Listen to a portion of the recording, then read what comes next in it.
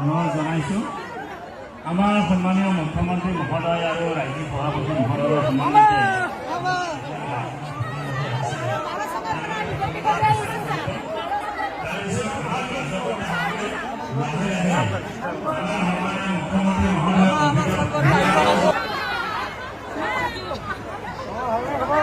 ভাল নয় আপনারা ভালো আছে ভালো আছে না বঢ়িয়া আছে স্যার সব ভালো আছে বৈঠক